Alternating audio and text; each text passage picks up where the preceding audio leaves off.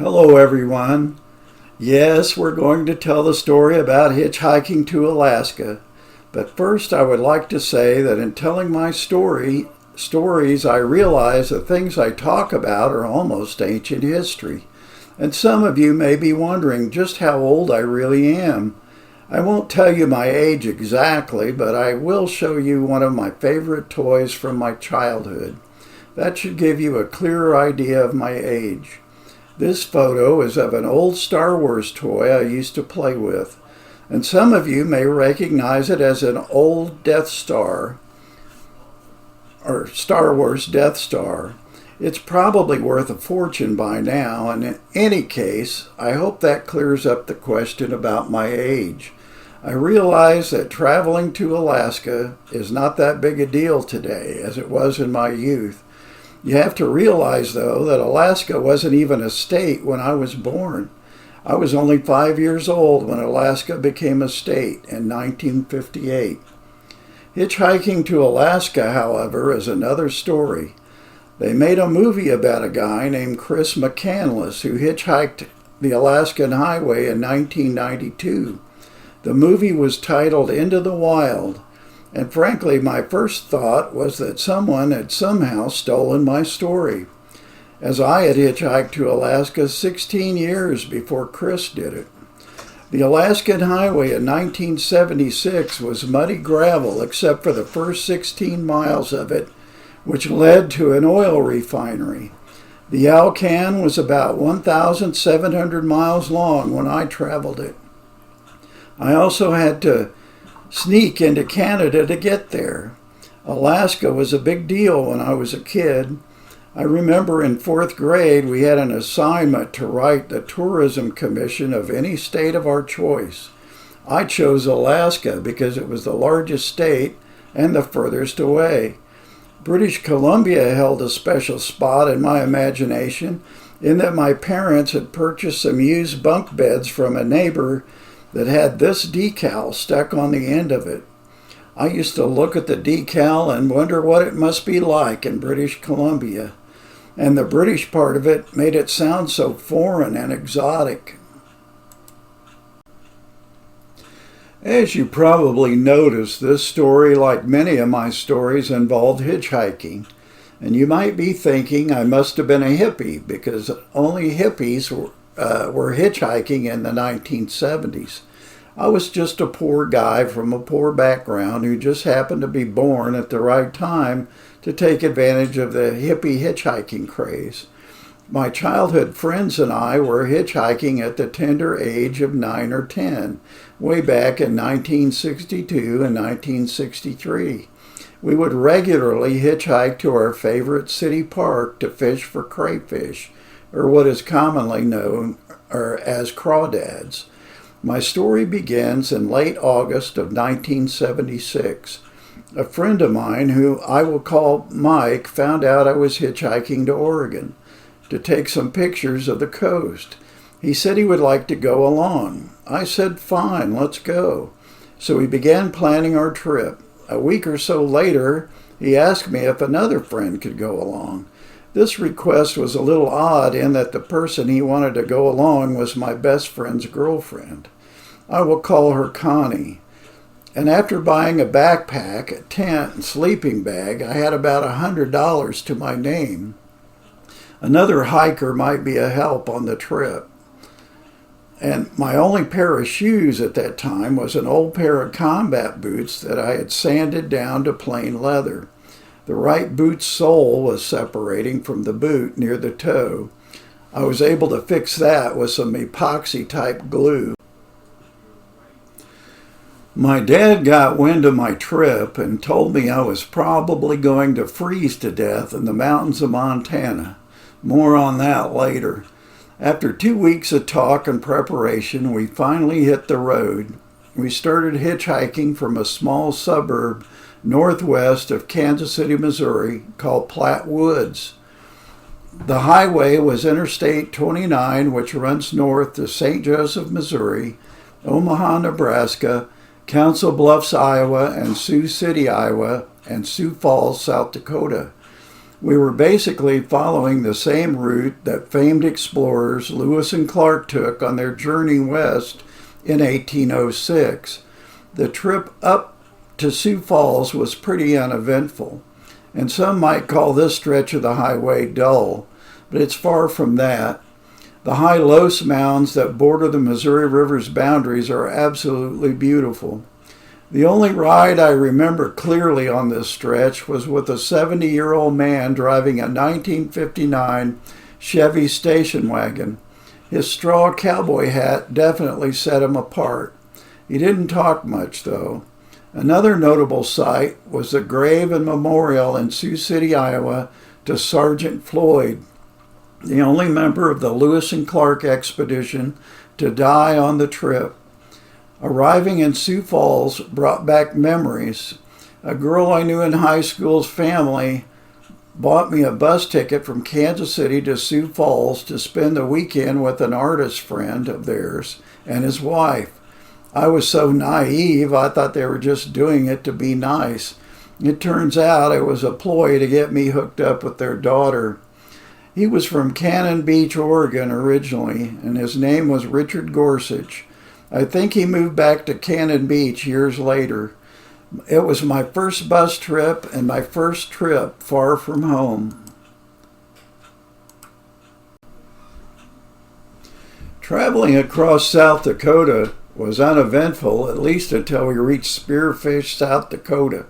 We ended up eating in a truck stop restaurant there, and frankly, I can't remember the name of the truck stop, and my illustration is kind of a fragment of my imagination. It was near dusk, though, and I suggested to Mike and Connie that we try to ask truck drivers in the parking lot if we could get a ride. It's an old hitchhiking hack. It's generally forbidden for truck drivers to give hitchhikers a ride due to liability issues. Having Connie along proved to be fortunate in that it helped us get rides. We ended up getting a ride with a driving team of two brothers working for Montfort Truck Lines out of Greeley, Colorado. Montfort drivers had a reputation for driving way above the speed limit. For Montfort drivers, there's the right lane and the Montfort lane. My wife spent her late teens and early 20s living on a farm in Wellington, Colorado. Montfort trucks in her area hauled manure and livestock, and she says nobody wanted to be in front or behind a Montfort truck as they stank so badly. Fortunately for us, our truck was hauling a load of Taylor brand canned sweet potatoes to Billings, Montana. Somehow, a few cans of sweet potatoes ended up in our packs, just in case we needed something to eat down the road. I know. Each of us took turns riding up front. Connie rode up front first, and I rode up front second. Connie, it seems, was planning on visiting her friend in Gillette, Wyoming. Her friend, it seems, lived in a trailer in Gillette. Gillette at that time was in the middle of an oil boom with most of its population living in trailers. Somehow, Connie didn't bother to mention she wanted to stop and visit her friend in Gillette until we reached Spearfish, South Dakota. It just so happens I was riding up front when we reached the Wyoming state line. 2 or 3 deer were standing by the Welcome to Wyoming sign when we went by. Funny, the last time I'd been to Wyoming, I saw the very same thing as we entered Wyoming. 2 or 3 deer standing by the Welcome to Wyoming sign. That was in 1974. We reached Gillette at about 3 in the morning. It was windy and snowing. The driver said he had to get out and check the tires. I decided to get out with him. He asked me if we wanted to get out here or keep going.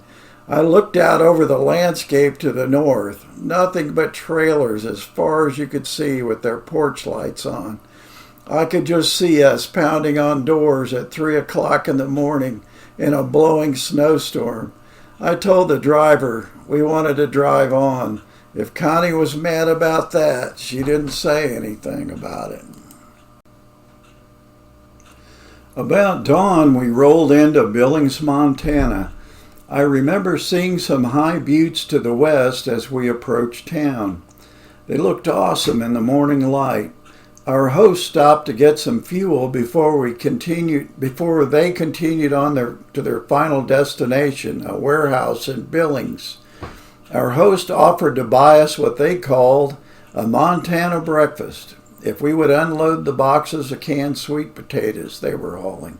Mike and I unloaded sweet potatoes while Connie talked to one of the drivers. Our host made good on their offer of a Montana breakfast. The Montana breakfast was unique in that it was served on a giant oval serving platter and contained a huge slice of ham about a half-inch thick, 2 eggs, toast, and a huge helping of hash browns. Our next ride was kind of a high-class ride. A young attorney driving a black Mercedes-Benz. Connie rode up front while Mike and I rode in the back. The attorney was a nice guy and told us about a great way to get some land cheap.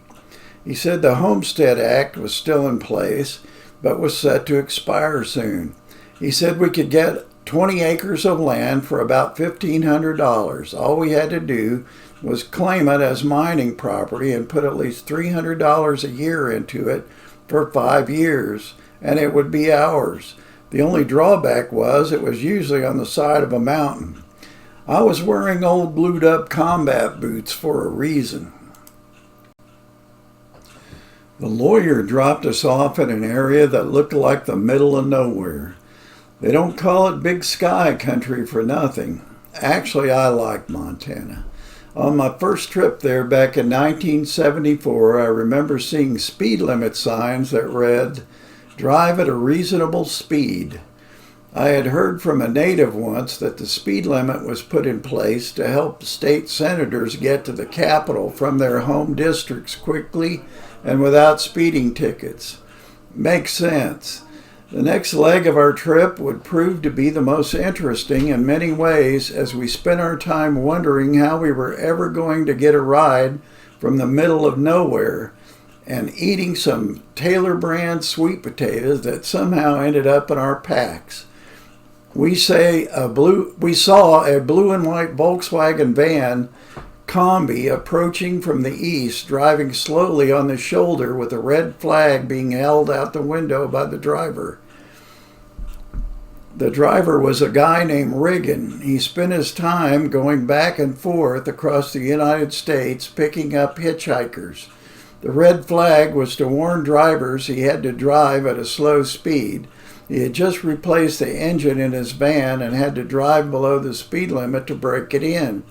He had a passenger with him who had a big handlebar mustache and reminded me of the actor Sam Elliott.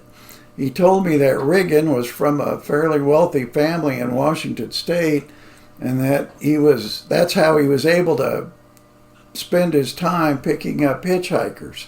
He said Riggin had picked him up on 3 separate occasions while he was crossing the United States. Riggin was a very nice guy. He was just a little eccentric. He wore German lederhosen or leather hose all the time and had quotes from various people painted on the side of his van, which ranged from Che Guevara to Mark Twain. At one point, he stopped his van, hopped out, and ran back behind his van about 100 yards. He stopped to pick something up and came running back to the van and excitedly announced he had found his long-lost mate to his tennis shoe. Connie was annoyed that Riggin was only driving 45 miles per hour. I told her I was just glad we were moving. That night, we camped in a pull-off on the west side of the highway. The next morning, a mist or a fog rose from the valley, and the sun on it created a bright glow. It was a sight to see as the mist rose up the sides of the mountains. Riggin fixed us a nice breakfast, and we were on our way again. Later in the day, Riggin asked us if we were hungry, and we said yes, we were. He then passed back a block of white cheese that had a lot of gray-green mold covering its surface. I was a little taken aback at first, but then decided to cut the mold off with my pocket knife. The cheese was actually quite delicious. Mike and I were the only ones who ate the cheese. Connie showed no interest in it at all. I asked Riggin where he got the cheese. He replied he got it out of a dumpster in Yellowstone National Park. We just about gagged. We stopped in Missoula, Montana later for a break, and so Riggin could buy some groceries. He bought some smoked salmon, something I had never had before. He shared it with us, and it was delicious. I am embarrassed to say I kind of acted up in Missoula because I could not find my camera. It wasn't much of a camera, just a small 110 I had bought in Detroit, Michigan. I thought someone had stolen it. I soon found it, however, and felt kind of sheepish for making a scene over it. Riggin announced he was headed for Glacier National Park, and we were welcome to come along. We all agreed to ride along. The ride to Glacier was very beautiful and interesting in many ways. Riggin was driving faster now that his engine was broken in. The most interesting sight I think we saw on the way to Glacier was a large wooden boat high above a large lake. The boat had been converted into a house. We arrived in Glacier late in the afternoon and reserved a campsite at the campground on the west side of Glacier. While we were there, I was enjoying the high mountain ridges to the north and noticed a mountain goat standing on a high outcrop in the late afternoon sun. This excited me as I had never seen a mountain goat in the wild before. Riggin had picked up 2 Native American guys on the way up to Glacier. They were kind of quiet and did not say very much. Riggin drove us some distance east along Going to the Sun Highway, ending up at a parking lot high above a large lake. The parking lot served also as a hiking trailhead. It was nearly dusk, and the moon was rising in the east above some mountains. I wish I still had my photos from this trip. It was absolutely beautiful. The 2 Native American guys, for some reason, left us at this point. I think they were from the Blackfoot tribe, as their reservation is on the east side of the glacier. After visiting the parking lot, we traveled west along Going to the Sun Highway and spent the night in a campground on the west side of Glacier next to a lake. The next morning, we packed our gear and drove east on Going to the Sun Highway, stopping here and there to enjoy the view. The views from Going to the Sun Highway are something to behold. The highway hangs high above a valley on the side of a mountain for most of the way. The lower elevation views are usually next to colorful, clear lakes backdropped by high mountains. Definitely worth the trip. We arrived at the lodge on the east side of the park and thanked Riggin for the ride and his going out of his way to show us the sights. I often wonder whatever happened to him. We went inside the lodge and then headed to the campground. We were told that 2 young ladies were attacked in their tent and killed in the campground by a grizzly bear 2 nights before. Frankly, the campground looked terrible, even without the bears. It was packed with RVs, with radios and TVs blaring, with colored lights and faux Japanese lanterns strung along their awnings. Dogs were barking everywhere. It baffles me why people would want to spend the night in such a place. That's the kind of stuff I want to get away from. We ended up doing something that was forbidden. We climbed up the side of a mountain above the campground and camped there. No bears, at least we think. Something was rummaging around outside our tent during the night, but we weren't sure what it was. The temperature that night dropped into the teens. We awoke the next morning to see 1 to 1.5 inches of hoarfrost on the inside of our tent. When we bumped the side of the tent, it would fall on our faces. We awoke just before dawn, packed our gear, and hit the road. We got a short ride to a small town north and east of Glacier called Babb. In those days, there wasn't much there. A gas station, a couple of churches, and a diner. Not a person in sight, no cars moving anywhere. At about 8 a.m., we heard church bells ringing, and cars began arriving at a small Catholic church on a hill just east of the highway. We hiked up to the front entrance and saw a sight I will never forget.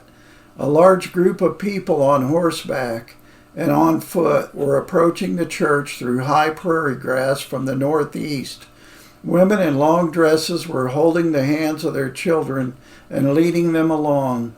These people were most likely from the Blackfoot Reservation nearby and must have walked some distance as there were no houses in sight. The low sun created a warm scene, and our hopes of getting a ride from the people in the church were unrealized.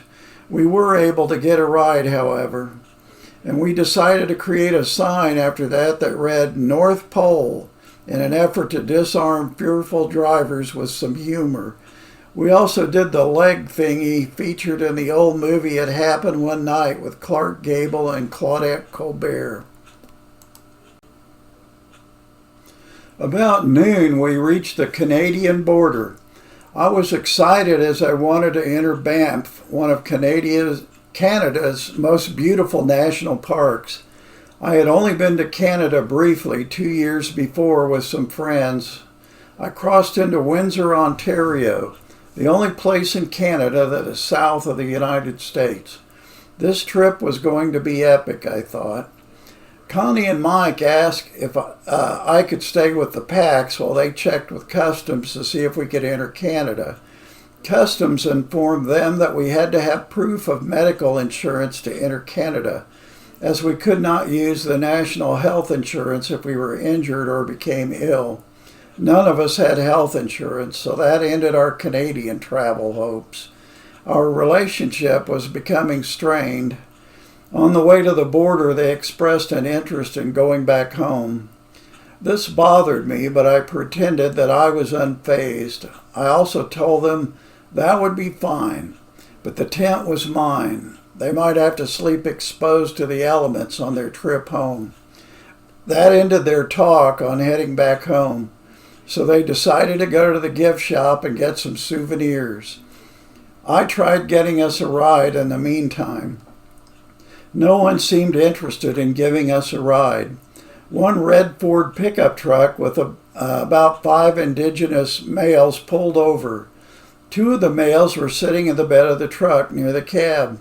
I was really happy to get a ride. I told them about my friends and they said no problem. As I was putting my pack in the truck bed, one of the guys asked me if I had any firearms. Immediately an alarm went off in my mind. We had been told by another driver that there had been trouble lately with some of the indigenous tribes. They were blocking roads that passed through their reservations and charging drivers a fee to pass through. The Leonard Peltier incident was going on to the east at that very moment. I said, maybe, and removed my pack and thanked them for stopping. Connie and Mike returned from the gift shop. It seemed like an eternity before we got another ride. A guy and his girlfriend at a very small Toyota stopped. Fortunately, though, they were headed back to Missoula, Montana. We climbed into the back seat, packed in tightly with our packs standing upright on our laps. We were barely able to shut the doors. As it turns out, we were not the only ones who were tight. The driver was pretty drunk. He would occasionally drift slightly over the center line, and his girlfriend would become enraged and slug him on the arm. This would send him far into the left lane. Hey, it was a ride. What can I say? I was really worried when we got on going to the Sun Highway in Glacier. As time went on, he began to sober up, and we eventually reached Missoula, Montana again. We decided to break out our old North Pole sign, and it wasn't long before a large motorhome stopped to give us a ride. It was towing a white pacer car. Now this is what I would call a real ride. We soon struck up a conversation and found out our host had driven all the way from Texas. They were newlyweds and they were headed for Fort Richardson, Alaska, near Anchorage. The husband was an Army captain and Vietnam veteran helicopter pilot. I don't want to use his name to protect his reputation. I will call him Duncan Fife, however. They seemed to enjoy our company and conversation came easily. I only had one concern as we talked. He related a story from his Vietnam days. He said he was flying back to the base after a mission when he spotted a Viet Cong soldier next to a rice paddy. He said he was going to pass him by and head on back to the base. He said the guy stood up and started shooting at his helicopter. Then he said, I whipped the chopper around and dusted him. It wasn't so much what he said or that he took out the Viet Cong soldier, it was the tone in his voice. When he said it, it just seemed kind of creepy to me. I wasn't in Vietnam, so what can I say? Whatever discomfort I may have had soon disappeared. He said they were planning on heading up to Mt.Rainier to enjoy the sights. I had been to Washington State on my first ever hitchhiking trip west back in 1974, but hadn't seen Mt.Rainier. Our first stop was the Columbia River Gorge, where I-90 passes over the Columbia River. Again, I had not been there since 1974. I had told our host this sight was coming, which excited them. It made me feel kind of like tour guide Barbie. Our second stop was Bench Lake on Mt.Rainier's southeastern side. In writing this, I realized how I was probably suffering from an acute case of attention deficit disorder. It just seems I couldn't get enough attention. I'm not sure if Mike accompanied me, I can't remember, but for some reason I just had to take a dip in the lake. The lake was absolutely beautiful. After I jumped in, however, I discovered that looks can be deceiving. It was so cold, it was a shock. I was unable to breathe. In a panic, I flailed my way to shore, much to the amusement of our host. We traveled a short distance down the road and saw a huge sloping snowpack on the south side of the road. We decided to get out and take a look. I'd read in an old National Geographic about an old late 19th century sport at Mt.Rainier called glissading, or tin pants sliding. I suggested we give it a try. This time Mike and Connie gave it a try. Our hosts were amused and entertained by this. It was fun, if not a little dangerous.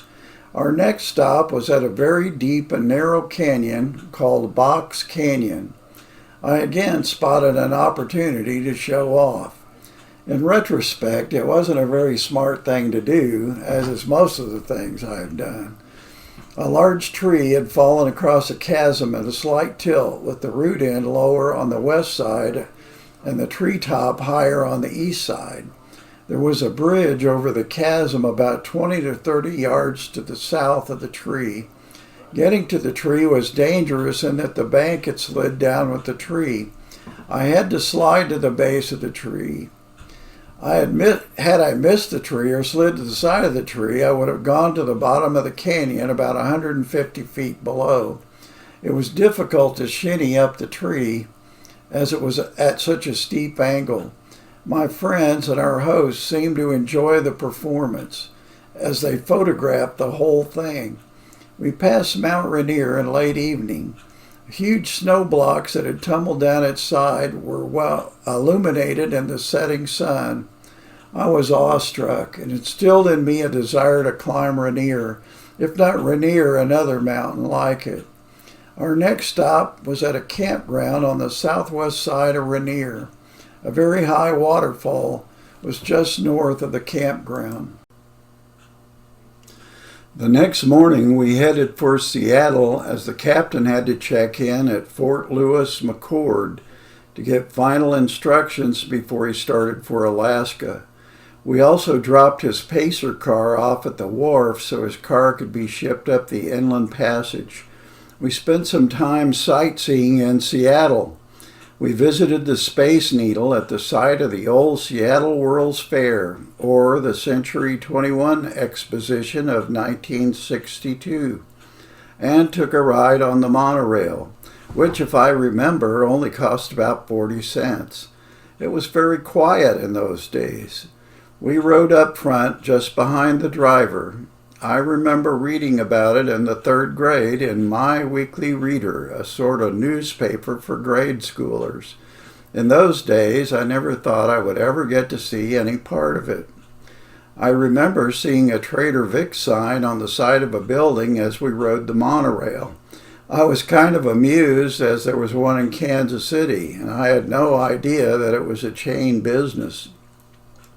Connie, Mike, and I had been discussing visiting Victoria Island by taking the ferry across to Victoria, the city. We also discussed taking a trip on an intercoastal ferry to Juneau. With our limited funds, we would probably have to sleep on deck. This was allowed in those days. The Army captain said he could sneak us into Canada when he crossed into Victoria. We happily agreed to his offer. At the border crossing, we sat on the bed at the rear of the motorhome with our knees up and our packs in front of us. The captain pulled the privacy curtain across the front of the bed. The custom agent came on board and asked the captain and his wife if they had anyone else on board. The captain coolly answered that he did not. The custom agent's footsteps could be heard approaching the curtain. We held our breaths and tensed up, expecting the curtain to open at any moment. The agent said, "Okay, thank you, and we hope you enjoy your visit to Canada." I have to give the captain credit. He kept a very cool head. He had the most to lose if we were caught. Our host bought groceries and other supplies before we went downtown to do some sightseeing in an area called Gastown. The area was named after a pioneer founder of Vancouver who had a reputation for being gassy or telling wild stories. Sound familiar? The captain and his wife invited us to have dinner with them as their guest. We gladly accepted the invitation. We had dinner at a place called Sam's of Gastown, a fairly nice place, much better than a can of sweet potatoes or Riggins Yellowstone dumpster cheese. The captain ordered some Cavassier cognac, and I remember the large brandy snifters it was served in. Things got lively and interesting after a few drinks. The captain offered to take us to Anchorage, Alaska, if we would help him get his motorhome over the Alaskan highway. He promised to send us back home on a plane.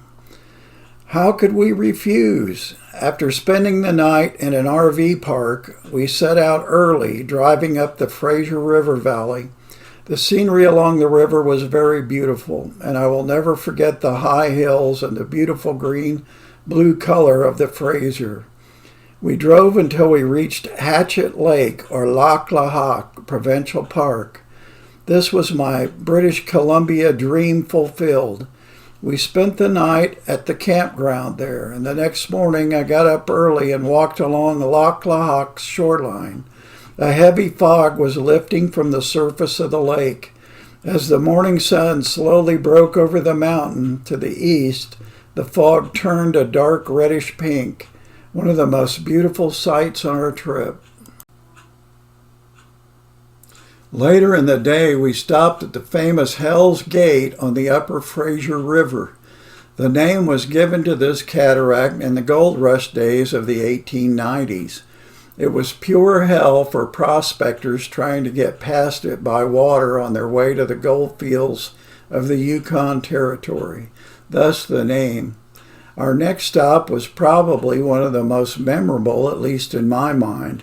The Fraser was very flat and clear at this point. The river ran red, which seemed a curious thing. At this point, there was a high dirt bank with large rough-cut planks sloping down to two large rocks, the first about 10 feet from the shore. There was evidence that someone had been fishing for salmon, as there were entrails and heads on the rocks. The red in the river was thousands of migrating salmon swimming upstream to spawn. My painting does not do it justice. Again, I've never seen anything like it since. Our next stop was Dawson Creek, the beginning of the Alaskan Highway. We did some shopping at a local mall. I spent nearly all of the money I had left. I bought a brown parka with some polyester fake fur around the hood and a pair of snowmobile boots. They were kind of clunky, but much better than my failing combat boots. I needed the coat as I had no warm coat. We spent some time taking photos near the beginning of the Alaskan Highway and checked into an RV park for the night. Our host offered to let me sleep in a drop-down bed above the driving compartment in the RV, while Mike and Connie slept outside in a tent. A snowstorm hit during the night, and this may have contributed to what happened next. The sleeping arrangement should have been a tip-off for me, but I guess I missed it. About 3 or 4 in the morning, Mike shook me awake and announced that he and Connie were going to be leaving for home on a bus. My heart sank. I've never felt so alone as then. I said okay and went back to sleep. Oddly, not much was said about Mike and Connie's departure the next day. I suspect they were told they were leaving and arranged to have me sleep inside the RV for that reason, probably thinking I would make a scene. In any case, there wasn't much I could do about it. We began our trip up the Alcan or Alaskan Highway. In those days, local businesses sold protective screens for your car's windshield and radiator. Plastic light covers were also available for your headlights. Rocks thrown up by passing trucks were a problem on the old Alcan. You could easily lose a windshield, headlight, or radiator to a rock. Car parts were not readily available along the Alcan. In fact, many people would purchase a milepost magazine that had listings for gasoline stations, auto parts, and food along the way. They were a must, as there were no laptops or cell phones in those days. Vehicles traveling the Alcan looked a lot like rolling mud balls after just a short distance on the Alcan. In the right situation and weather, you could even lose your life. I must confess, I felt kind of out of place after Mike and Connie left. My host never said anything, but I was careful to be the peacemaker.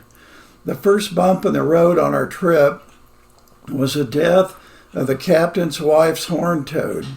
She seemed kind of emotional at times, but this didn't help. She seemed homesick. The horned toad was kind of a link with her home, I guess.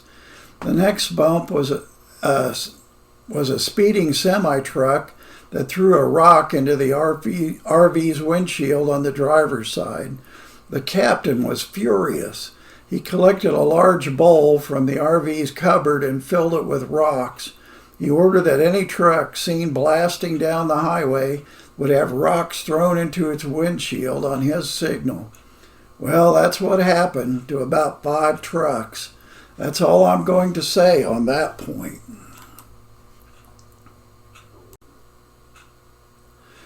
The captain stopped near a small stream along the highway, and he and I headed for it with fishing gear in hand. I must confess, I've been fishing many times in my life, but I've never caught so many fish in such a short period of time. We were using red and white spoons as a lure. As soon as the spoon would hit the water, we'd get a bite, and we soon had 2 full stringers of fish. As we were coming out of the woods, gloating at our success, we saw a mounted car parked next to the RV. The officer was talking with the captain's wife. We quickly dumped all of our catch back into the stream and hid our gear. We approached the RV, and the Mountie told us there had been reports of rocks being thrown from an RV matching the description of our RV. We were to report to Mountie headquarters in Fort St. John at 8 o'clock in the morning. I had visions of working in a provincial prison logging camp. We went back to the stream and tried to recatch our fish, but only caught 2 or 3. It was enough for dinner, and I went into the woods to gather some firewood, keeping a close eye on the RV lest it somehow take off and leave me. After our fish meal, we drove on to Fort St. John and spent the night in an RV park. At sundown, we got a visit from a semi-driver who asked us a bunch of questions about our activities. The captain saw him getting out of his truck and instructed me to let him do all the talking. I thought he was probably going to let me take the blame. Surprisingly, he didn't. The next morning at Mountie headquarters in Fort St. John, we were greeted by the officer in charge. I guess the driver had been sent down the night before to try to get information out of us to make a case. Instead of interrogating us, he gave us a stern warning, pointing his finger as he spoke. He said, "I know you did it, I just don't have the evidence. If we hear of any more reports about you throwing rocks at trucks before you leave Canada, or any other trouble from you, we are going to arrest you. You are free to go." You see some strange things along the Alcan. I recall seeing a bunch of horses around some gas pumps at an abandoned gas station. In those days, stock roamed free or free range. Once we saw 2 bright lights on a foggy day moving toward us above the highway. A UFO? No, a helicopter using the highway for navigation. On the same day, we saw 2 red lights bouncing up and down along the tree line on the right side of the road. That turned out to be a vintage Arctic track type vehicle moving along the side of the highway. I remember crossing a large river on a truss bridge and seeing safety cones restricting traffic. A flagman was directing traffic past a huge crack across the left lane of the bridge. The bridge was tilted to the left. The left lane was about 1.5 feet below normal, with only the right lane open. We stopped at Laird Hot Springs. It was strange seeing this type of terrain this far north. We walked along the wooded walkway to the pool for what seemed a considerable distance. We finally arrived at the pool and saw 3 guys enjoying the spring. Their clothes were piled up on the walkway next to the pool. In those days, there was no large bathhouse next to the pool, only a walkway. The next unusual sight was the famous Sign Forest in Watson, Yukon. I had heard of it as my dad used to like to go to Alaska travel films being shown in theaters in our area. They would usually show the Sign Forest in their presentation. I just couldn't believe I was actually on my way to Alaska and seeing these sights. It was a dream come true. Somehow the question didn't enter my mind about what I was going to do when I finally reached my destination, however. And while passing through a mountainous area, we encountered a heavy snowstorm. The snow was almost 1.5 feet deep. We saw an extended cab Ford truck pulling a small travel trailer parked on the left side of the road. The left wheel of the trailer was cockeyed in the wheel well.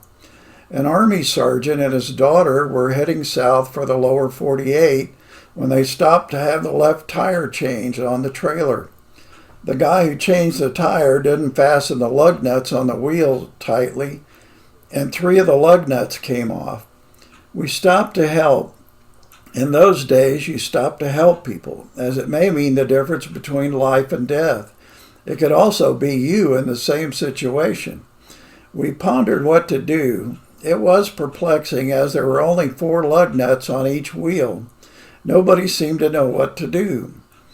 I suggested that they might take one of the lug nuts off the other side and drive slowly and carefully until they reached a service station or garage. We helped them jack the trailer up and put the lug nut in place. It was risky with only 2 nuts on it, but it was better than nothing. Our next encounter was with a guy whose converted school bus camper had burned up its clutch. He instructed us to stop at a hunting camp about 60 miles further down the road and ask for a hunting guide named Guy Lafleur. I don't speak much French, but I think that his name in English is Guy Flowers. In any case, we did as we were instructed, and we walked up to a bunch of guys at 2 large picnic tables and announced that we were looking for a hunting guide, Guy Lafleur. And one of the guys at the table replied that Guy was out hunting with a client and would not be back for at least 2 weeks. We told him that Guy's friend was broke down about 60 miles east and needed help. I kept thinking about Guy with the broken down bus, how he probably thought we didn't pass on the message. The black flies at the camp were particularly bad. I had a bunch of bloody spots on my arm in no time at all. Our next stop was another dream come true for me. I'd seen a lot of movies as a child about the great Klondike gold rush of the 1890s. At the center of that gold rush was Whitehorse, Yukon. I never in my wildest dreams would have ever thought I would be going there. We pulled into Whitehorse in late afternoon. One of the most prominent features was one of the old riverboats down by the Yukon River. It had been turned into a museum. There weren't many people out and about, just a bunch of kids down at the local Dairy Queen enjoying ice cream cones. The surrounding country was absolutely beautiful. Being here excited me, and that sourdough author and poet Robert Service got his start here. It was years before I discovered he was a teller in a local bank. My father always used to tell me to try to get a profession where the money is. I was an armed bank guard for 10 years, but I never got much of the money from it. He also used to tell me I was his biggest asset. Perhaps I had misunderstood that one too. We spent the night at the Robert Service campground. The next morning it was overcast. We stopped at a large lake. The water was crystal clear. In fact, it seemed to have no color at all. Huge blocks of stone were lying on the bottom near the shore. It seemed you had to look hard to see the water covering them. My illustration makes the lake look very desolate and cold. It was. Surprisingly, not so desolate approaching the lake, however. The approach was covered in a high reddish grass with a few birch or poplar trees scattered around it. In spite of the stark emptiness, it had a certain haunting beauty about it. Perhaps the visit to the lake was a portent of things to come on our journey. We had a flat tire on one of the rear dual tires. This was not unusual on the old gravel Alcan. It was unusual in that it took us that long to have one. We stopped at a garage somewhere north of Whitehorse. I will never forget the desolate and spooky approach to this garage. It had a dark and empty appearance. It was strangely beautiful, though. We purchased some gas after getting the tire fixed, and we traveled about 5 miles down the highway when all of a sudden the engine just died on the motorhome. Starting the RV again proved impossible. The captain got out and crawled into the rear of the RV and checked the fuel lines and tapped on the fuel pump. I suppose I could have been the one under the RV checking the fuel lines, as I was supposed to be helping them get their RV over the Alaskan highway. Frankly, I hadn't been poor enough long enough to know how to handle a fuel problem. And after being relatively poor all of my life, fuel problems are now a bump in the road. We were able to restart the RV after about 5 minutes. The RV died again, however, after about 5 minutes of driving. We limped all the way to Fairbanks with this problem. If I felt like an extra in a bad movie before, I was really feeling the tension now. In retrospect, I suppose we probably got some bad gas or the fuel pump was acting up. In spite of our troubles, we did take the time to stop at an Indigenous tribe cemetery along the last stretch of the Alaskan Highway. Because of the permafrost, many Indigenous people used to place their dead in small houses complete with windows, trim, shingles, and a colorful coat of paint. You can look in the windows and see the body tightly wrapped and lying on the ground. And an interesting side note, I am from northern Alabama Cherokee from the 1780s on my mother's side. Fairbanks was another milestone for me. I didn't make it to the North Pole, but I did get within 130 miles of the Arctic Circle. Not bad for a hitchhiker. We passed through Tok, Alaska, and we saw the famous Alaskan Pipeline. It was under construction at the time. America had just gone through a great gas crisis, the Great Gas Crisis of 1973. Gasoline went from about 40 cents a gallon all the way up to a whopping 75 cents a gallon. Yeah, I know, chuckle, chuckle.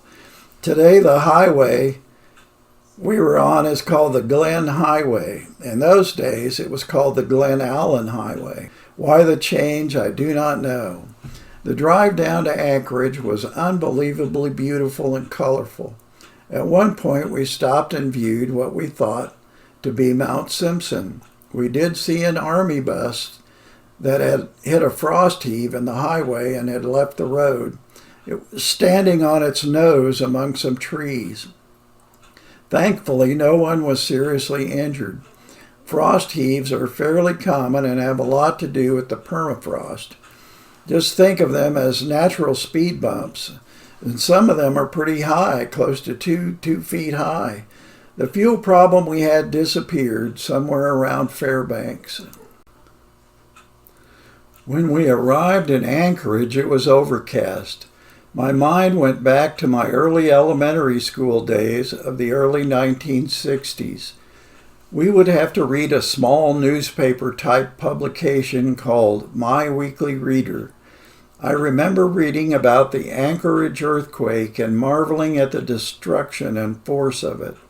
I never thought I would ever be in Anchorage, Alaska. I remember seeing a guy from a northern Alaskan Indigenous tribe driving a big red Cadillac and wearing mukluks and a fur parka with colorful beadwork on the front. His wife was dressed the same way. He was, I am told, probably from a tribe that made money off the Alaskan oil drilling boom of the 1970s. There weren't many tall buildings in Anchorage at that time. The only building that stood out to me of any height was a plain-looking beige building, maybe 10 to 15 stories high. The mountains to the east were striking in their beauty, and I remember marveling at the number of seaplanes tied up in the bay, as well as the number of attractive young ladies in brand new expensive sports cars. Our next stop was an eye-opener for me. We stopped at a car wash. I'll call it the Lederhoser in honor of Riggin. When you travel the Alcan in those days, your car would look like a ball of dirty brown cement. The mud and rock caked on your vehicle would be at least an inch thick. While the captain was busy hosing off the RV, I struck up a conversation with a guy behind us waiting his turn. He was an Army Master Sergeant. I asked him just how cold it can get in Anchorage in the wintertime. He said, "You see that truck?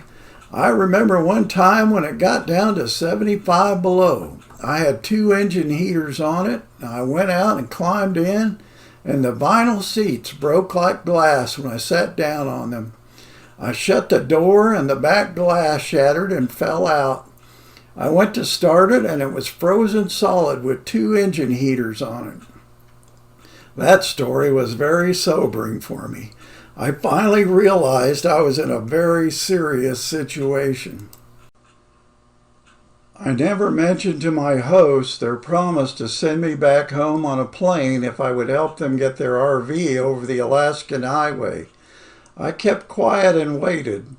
I got my answer when one morning the captain handed me the local newspaper's want ads and said, "You should be able to find a job in there."